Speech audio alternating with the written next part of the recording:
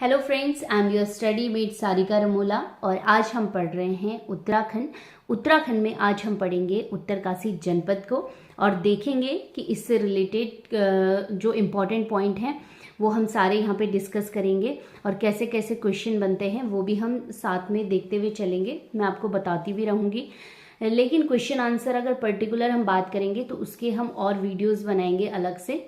तो अभी हम पहले इस ज़िले के बारे में, उत्तरकाशी के बारे में डिटेल से पढ़ लेते हैं कि क्या क्या इसमें है। अगर ज़्यादा हो गया मटेरियल इसमें तो हम इसको नेक्स्ट वीडियो में कंप्लीट करेंगे। तो बेसिकली हम इसे, अभी मेरा जो प्लान है कि हम 2 वीडियो में इसे पढ़ेंगे क्योंकि एक बहुत ज़्यादा टाइम कंज्यूम कर लेता है। तो चलिए हम शुरू कर लेते हैं उत्तरकाशी जनपद को। जो उत्तरकाशी जनपद है वो उत्तराखंड में सबसे उत्तर में स्थित जिला है। ठीक है, यानी जब भी क्वेश्चन बने कि उत्तराखंड में सबसे उत्तर में स्थित जिला कौन सा है, डिस्ट्रिक्ट कौन सा है, तो वो कौन सा है, उत्तरकाशी। ठीक है, और उत्तरकाशी जो जनपद है वो भागीरथी नदी के तट पे है। ठीक है, किस नदी के तट पे है? भागीरथी नदी के तट पे है और उत्तराखंड का सबसे उत्तर में स्थित जिला है।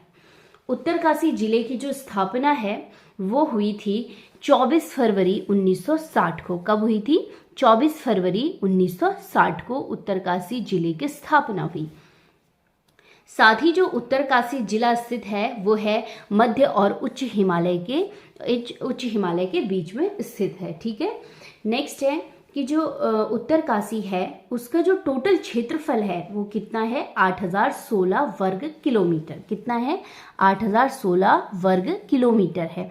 और आयोग ने इसे क्या माना है? उत्तराखंड का सबसे बड़ा, क्षेत्रफल के हिसाब से सबसे बड़ा जिला का माना है। ठीक है, तो जब भी आपके पास क्वेश्चन आएगा कि राज्य का सबसे बड़ा जिला क्षेत्रफल के अनुसार कौन सा है, तो आपको बताना है कौन सा है, उत्तरकाशी। और इसका कितना क्षेत्रफल है? 8016 वर्ग किलोमीटर। ठीक है, अब हम मैप में देख लेते हैं उत्तरकाशी जिले को कि कहाँ कहाँ इसकी सीमाएं टच होती हैं। ठीक है, ये देखिए आप, उत्तरकाशी जनपद आप जैसे कि मैप में देख रहे हैं। उत्तरकाशी में जो ऊपर की तरफ आप देखेंगे तो कौन से राज्य लगा हुआ है? हिमाचल प्रदेश। ठीक है, तो ये उत्तरकाशी है। अब हम देखते हैं, देखिए एक तरफ उत्तरकाशी के कौन सा राज्य है? हिमाचल प्रदेश। और दूसरी तरफ कौन सा देश है? चाइना। एक तरफ हिमाचल प्रदेश, दूसरी तरफ चाइना।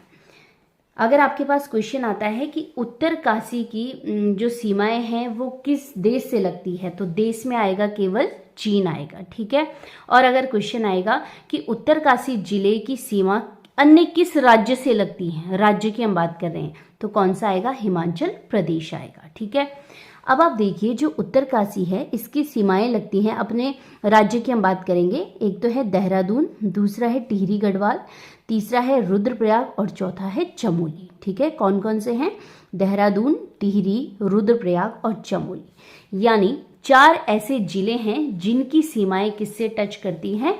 उत्तरकाशी से। कौन कौन? देहरादून, टिहरी, रुद्रप्रयाग और चमोली है। ठीक है, नेक्स्ट है जो उत्तरकाशी है उसके पास एक पर्वत है, वो है वरुणावत पर्वत है। उसकी तलहटी पर उत्तरकाशी शहर है। ठीक है, किस पर्वत के? वरुणावत पर्वत के।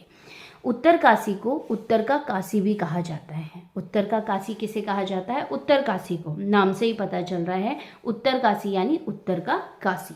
ठीक है, तो ये इंपॉर्टेंट पॉइंट थे। उसके मानचित्र से संबंधित जो क्वेश्चन पूछे जाते हैं वो हमने इसमें देख लिए हैं, मैप के थ्रू समझ लिया है कौन कौन से जिले टच करते हैं, कितने करते हैं, कौन सा देश और कौन सा राज्य। ठीक है,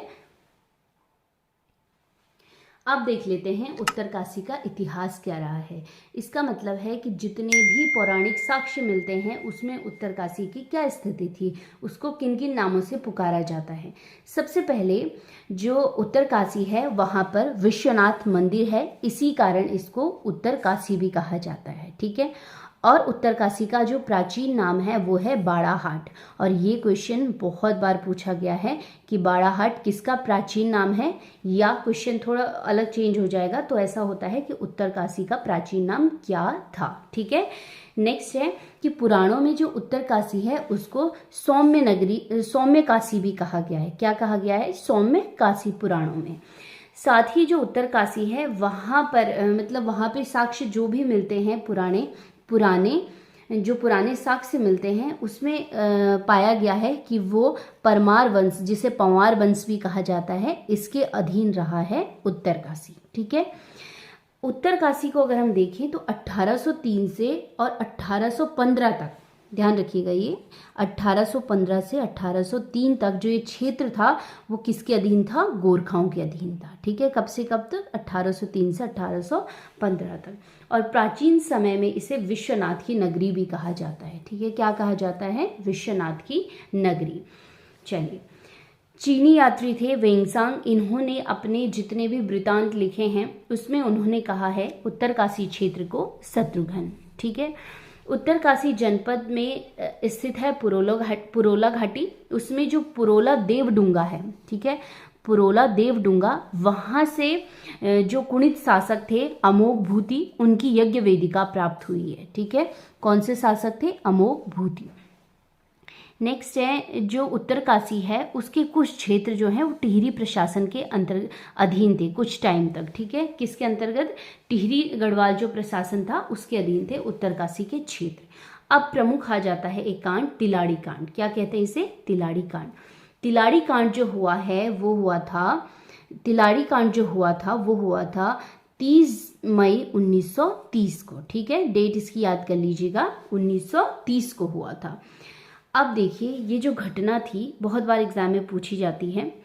इसमें क्या होता है कि जो यमुना घाटी में रवाई क्षेत्र है वो है टिहरी रियासत के अंतर्गत, इसे शामिल किया गया 1824 में। ध्यान से सुनिएगा, जो यमुना घाटी क्षेत्र है, रवाई क्षेत्र उसे कहते हैं, उसको टिहरी रियासत में कब शामिल कर दिया गया था? 1824 में। ठीक है, तो जो यमुना घाटी क्षेत्र है यहाँ पर बहुत सारी वन संपदा थी। ठीक है, बहुत सारे वन थे। तो टिहरी राजा ने ब्रिटिश सरकार के साथ मिलकर क्या किया? वनों का दोहन, वन काटने स्टार्ट कर दिए। तो जो यहाँ के स्थानीय लोग हैं उन्होंने इसका विरोध किया। ठीक है, ये जो गलत तरीके से ब्रिटिश वनों की कटाई कर रहे थे अंधाधुंध तरीके से, तो लोग, सैकड़ों लोग इसके लिए आगे आए। तो उन्होंने क्या किया? विरोध किया, राजा का भी विरोध किया और ब्रिटिश सरकार का भी विरोध किया। तो राजा ने गुस्से में क्या किया कि सैकड़ों लोगों को गोलियों से भून डाला। ठीक है, तो इसीलिए जब राजा ने सैकड़ों लोगों को गोलियों से भून डाला, तो इसीलिए तिलाड़ी कांड को उत्तराखंड का जलियांवाला बाग कांड कहा जाता है। ठीक है, क्या कहा जाता है? उत्तराखंड का जलियांवाला बाग हत्याकांड कहा जाता है। ठीक है, किसको? तिलाड़ी कांड को। कब हुआ था? 1930 में। और किसके लिए हुआ था? वन संपदा को बचाने के लिए, अपने वनों को संरक्षित करने के लिए। अगर आप देखेंगे तो उस टाइम पे भी लोग वनों के लिए इतने सजग थे अपने वनों को बचाने के लिए। तो इसीलिए अगर आप देखोगे आज भी जो यमुना घाटी क्षेत्र है यहाँ पर बहुत सारे वन है और वन संपदा से परिपूर्ण है ये क्षेत्र, लोगों की इस बलिदान की वजह से। चलिए अब नेक्स्ट देख लेते हैं कि उत्तरकाशी का प्रशासन कैसा है। अगर हम विधानसभा क्षेत्र देखें उत्तरकाशी में तो 3 विधानसभा क्षेत्र हैं, गंगोत्री, यमुनोत्री और पुरोला जो विधानसभा क्षेत्र है वो SC सीट का है। अब इम्पॉर्टेंट क्वेश्चन यहाँ से बनता है कि उत्तरकाशी का जनसंख्या घनत्व कितना है, पॉपुलेशन डेंसिटी कितनी है? वो है मात्र 41 है। इसका मतलब हुआ कि 1 वर्ग किलोमीटर में मात्र कितने लोग रह रहे हैं? 41 लोग रह रहे हैं। तो इस आधार पर जब यहाँ पे क्वेश्चन बनता है तो कैसे बनता है कि कौन सा ऐसा जिला है उत्तराखंड का जिसमें सबसे कम जनसंख्या घनत्व पाया जाता है? तो आंसर क्या होगा? उत्तरकाशी होगा। उत्तरकाशी ऐसा है जिसका जनसंख्या घनत्व उत्तराखंड में सबसे कम है। ठीक है, कई बार पूछी जाती है कितने लोग रहते हैं 1 वर्ग किलोमीटर में, तो कितने? 41 लोग। ठीक है, इसका जो सेक्स रेशियो है, लिंगानुपात है, वो है 958 है। साक्षरता दर 75.81% है। और विकासखंड और तहसील की अगर हम बात करेंगे तो 6 हैं, 6 विकासखंड हैं और 6 तहसीलें हैं। नगर पालिकाएं यहाँ पे 2 हैं, एक बड़कोट और एक उत्तरकाशी है। ठीक है, अब बहुत इम्पोर्टेंट हम देख लेते हैं उत्तरकाशी में नदियाँ, जो नदियों का तंत्र है उसे हम देखते हैं। तो हम इसे 2 तंत्र में पढ़ेंगे, एक यमुना नदी तंत्र और एक भागीरथी नदी तंत्र, जो उसमें इम्पोर्टेंट नदियाँ हैं। ठीक है, जो टोन्स नदी है उसको भी हम यमुना के साथ ही पढ़ेंगे क्योंकि यमुना की सहायक नदी है टोन्स, इम्पॉर्टेंट। तो इसलिए टोन्स को भी हम यहीं पे पढ़ेंगे, ठीक है। जो यमुना नदी तंत्र है इसको हम देख लेते हैं, जहाँ से क्वेश्चन बनते हैं। वैसे तो बहुत बड़ा नदी तंत्र है, बहुत सारी सहायक नदियाँ यमुना की, लेकिन हम उतनी सारी नहीं पढ़ेंगे। जो एग्जाम पॉइंट ऑफ व्यू से है, जहाँ से पूछे गए हैं क्वेश्चन, वहाँ से वैसे ही हम इसे पढ़ेंगे, ठीक है। सबसे पहले आप देखिए, जो यमुना नदी है इसका उद्गम है बंदरपूंछ पर्वत के यमुनोत्री ग्लेशियर से, ठीक है। एक पर्वत है बंदरपूंछ, उसके सामने यमुनोत्री ग्लेशियर से, वहाँ से उद्गम होता है यमुना नदी का। याद करने के लिए आप कर सकते हैं य से यमुना, य से यमुनोत्री, ठीक है। अब जब यमुना नदी आगे बढ़ती है तो हनुमान गंगा इसकी सहायक नदी आके मिलती है इससे, और वो स्थान कौन सा है, हनुमान चट्टी है, ठीक है। जब यमुना नदी आगे बढ़ती है तो ऋषि गंगा आके मिलती है यमुना नदी में। साथ ही आगे बढ़ते हुए फिर आती है इसमें कौन सी नदी, कृष्णा घाट। अब नेक्स्ट नदी आती है वो है कमल नदी या कमल घाट इसे कहते हैं। ये कहाँ पे मिलती है यमुना नदी से, पुरोला घाटी में।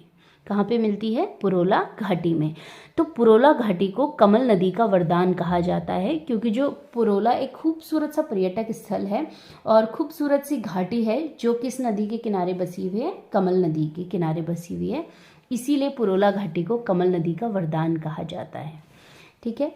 अब बहुत इंटरेस्टिंग है, यहाँ पे आप देखिए, एक मैंने लिखा है सुपिन और मैंने लिखा है रुपिन। क्या लिखा है, सुपिन और रुपिन। जो सुपिन नदी है वो निकलती है स्वर्गारोहिणी ग्लेशियर से। कौन से ग्लेशियर से, स्वर्गारोहिणी ग्लेशियर से निकलती है, और ये ग्लेशियर भी कहाँ पर है, बंदरपूंछ पर्वत पे है। दूसरा है रुपिन नदी। रुपिन नदी निकलती है हिमाचल प्रदेश से, ठीक है। सुपिन नदी और रुपिन नदी जब आगे बढ़ती हैं और एक जगह पे मिलती हैं, और यहाँ से जो नदी बनती है, इन दोनों के मिलने से उस नदी को हम क्या कहते हैं, टोन्स नदी। क्या कहते हैं, टोन्स नदी। इसको कैसे समझते हैं, देखिए, जैसे कि हमने चमोली वाले वीडियो में भी पढ़ा था, एक साइड से आ रही है अलकनंदा, एक साइड से आ रही है भागीरथी। जब ये दोनों मिलती हैं तो इसके आगे कौन सी नदी बन जाती है, गंगा नदी। कौन सी नदी, गंगा नदी। गंगा नदी ना ही हम अलकनंदा नदी को कहते हैं और ना ही भागीरथी को। गंगा नदी हम तब कहते हैं जब दोनों आपस में मिलती हैं। तो वैसे ही सिचुएशन किसकी है, टोन्स नदी की है। जब सुपिन और रुपिन दो नदियां आपस में मिलती हैं तो बनाती हैं टोन्स नदी। कौन सी नदी, टोन्स नदी। टोन्स नदी की जो लंबाई है वो है 148 किलोमीटर। ये भी एग्जाम में पूछा जाता है, ठीक है। अभी टोन्स नदी जब आती है, इसके बाद ये यमुना नदी से मिलती है कौन से स्थान में, देहरादून के कालसी में। कहाँ पे, देहरादून के कालसी में आके मिलती है टोन्स नदी यमुना नदी से, ठीक है। आगे जब यमुना नदी बढ़ती है तो आसन नदी मिलती है देहरादून में, ठीक है। इसके बाद जो यमुना नदी है वो देहरादून के धालीपुर में, ठीक है, देहरादून के धालीपुर से राज्य से बाहर हो जाती है। तो यमुना नदी जो है वो उत्तराखंड में उसकी लंबाई कितनी है, 136 किलोमीटर है, ठीक है, जहाँ से उद्गम हुआ है, और देहरादून के धालीपुर तक जो इसकी लंबाई वो कितनी है, 136 किलोमीटर। लेकिन आपको बता दूं मैं यहीं पे कि जो यमुना नदी है वो गंगा की सहायक नदी है, ठीक है। गंगा नदी की क्या है, ये सहायक नदी है। और गंगा नदी देवप्रयाग में बन चुकी है गंगा, लेकिन इन दोनों का जो मिलन होता है वो होता है इलाहाबाद में। कहाँ पे होता है, इलाहाबाद में आपस में मिलती हैं ये, गंगा नदी से यमुना नदी मिलती है। तब यमुना नदी की जो कुल लंबाई होती है उस समय वो होती है 1384 किलोमीटर। इस चीज को आप समझिएगा। अगर आपके पास क्वेश्चन आता है, उत्तराखंड में यमुना की लंबाई 136 किलोमीटर और इलाहाबाद तक यानी टोटल उसकी लंबाई आ जाएगी 1384 किलोमीटर, ठीक है। तो ये क्या है, यमुना नदी तंत्र है उत्तराखंड में। और यमुना नदी मैंने आपको बताया उसका जो अंतिम मुहाना है वो कहाँ पे है, इलाहाबाद में है, जहाँ पे वो गंगा नदी से मिल जाती है। अब मैंने कुछ पॉइंट्स में लिखे हैं इंपॉर्टेंट पॉइंट्स, वो भी हम देख लेते हैं। जैसे यमुना नदी को कालिंदी नदी भी कहा जाता है और पुराणों में इसे सूर्यपुत्री, यम की बहन और कृष्ण की पटरानी कहा गया है। किसको, यमुना नदी को, ठीक है। इसका उद्गम हमने पढ़ लिया है, गंगोत्री ग्लेशियर से है।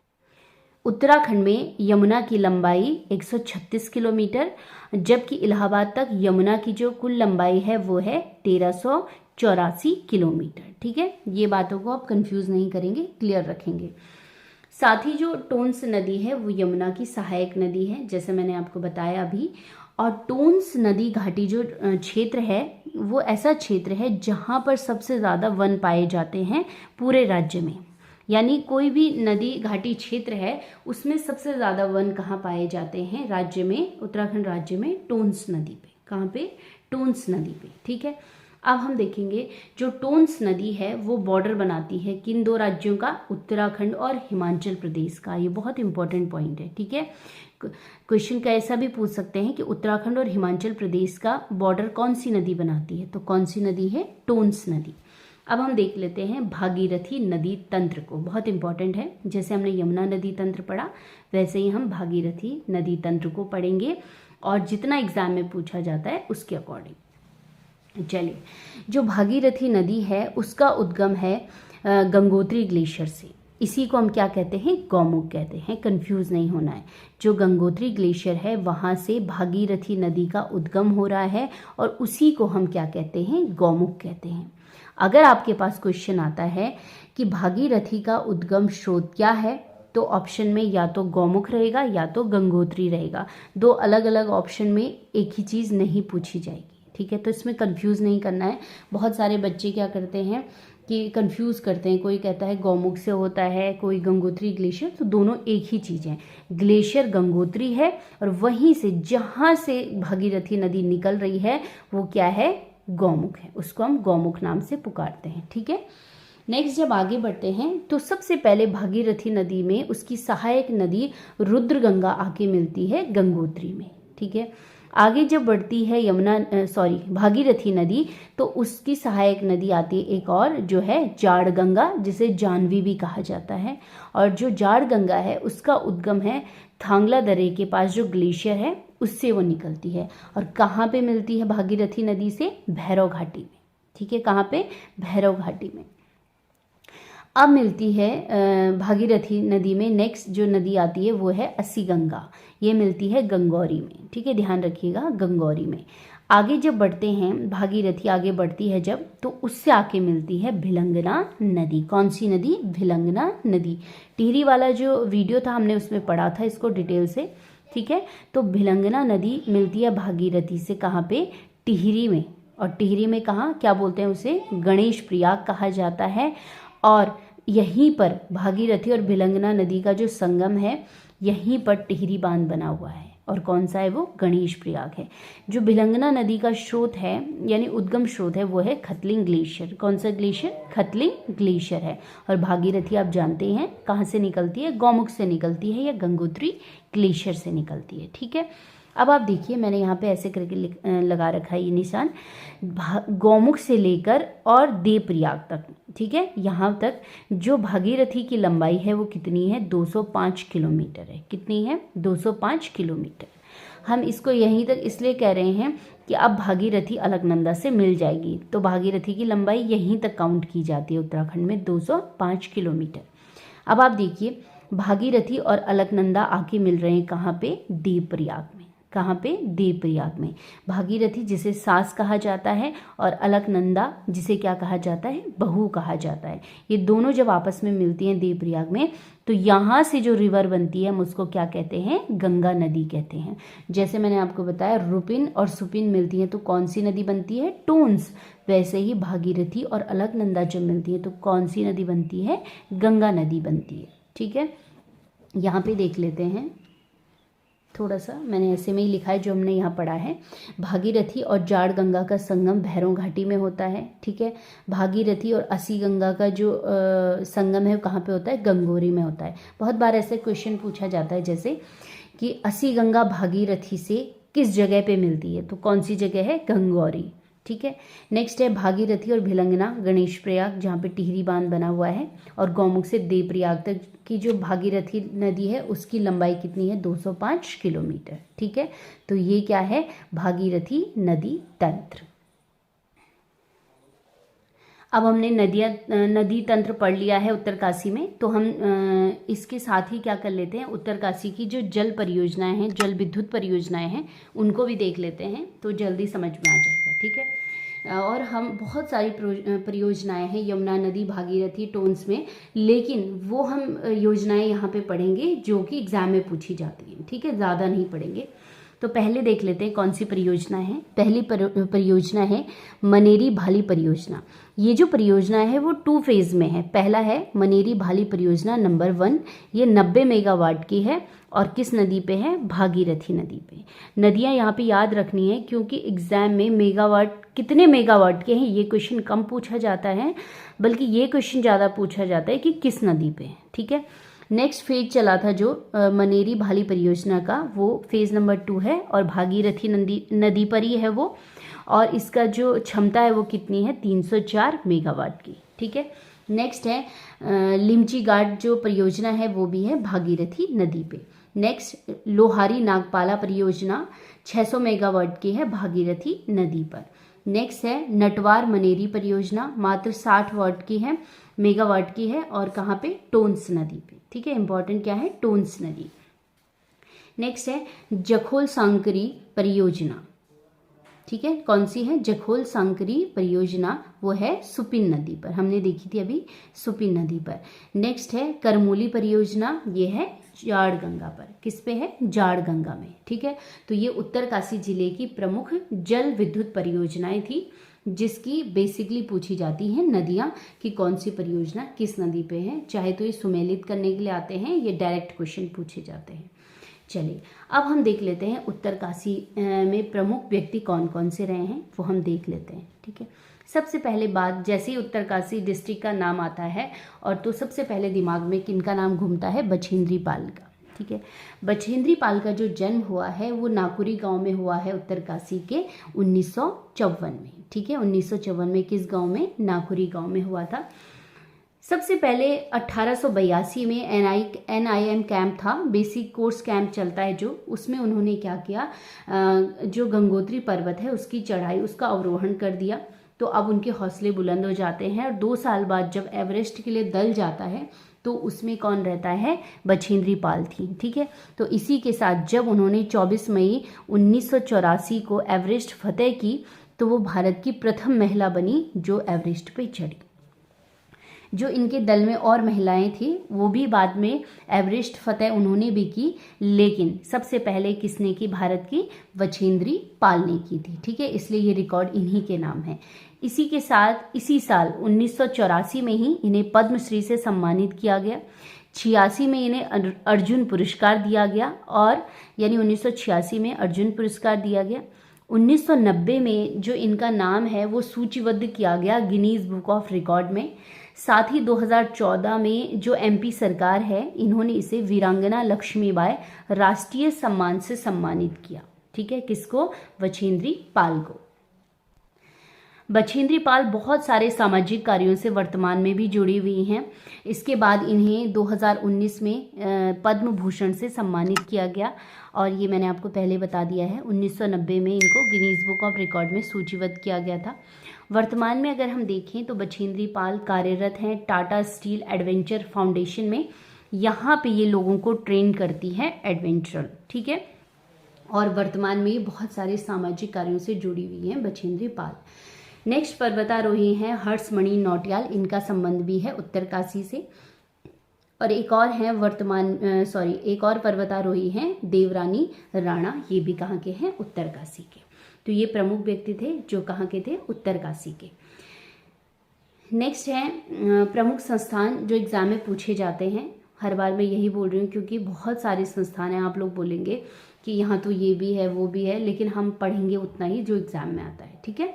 पहला देख लेते हैं नेहरू पर्वतारोहण संस्थान, ये भी कहाँ है? उत्तरकाशी में। इसकी स्थापना हुई थी 14 नवंबर 1965 को, ठीक है। डेट याद रखिएगा और कहाँ पर है ये याद रखिएगा। नेक्स्ट है हिमालयन संग्रहालय, ये भी है उत्तरकाशी में। नेक्स्ट है हिमालयन पर्यावरण शिक्षा संस्थान, ये 2 जगह में है, टिहरी और उत्तरकाशी में, ठीक है। जो ये शिक्षा संस्थान है कहाँ है? टिहरी और उत्तरकाशी में। अभी जो पर्यावरण हिमालयन पर्यावरण जो शिक्षा संस्थान है, इसका काम क्या है? इसका काम है जैव विविधता संरक्षण। किसका प्रोटेक्शन करता है? बायोडाइवर्सिटी, इसके लिए काम करता है हिमालय पर्यावरण शिक्षा संस्थान। कहाँ है? उत्तरकाशी और टिहरी में, ठीक है। नेक्स्ट पॉइंट देख लेते हैं। आपको मैं बता दूं, उत्तराखंड में 5 हवाई पट्टियां हैं, ठीक है, यानी 5 जगहों पर क्या है, हवाई पट्टियां हैं उत्तराखंड में।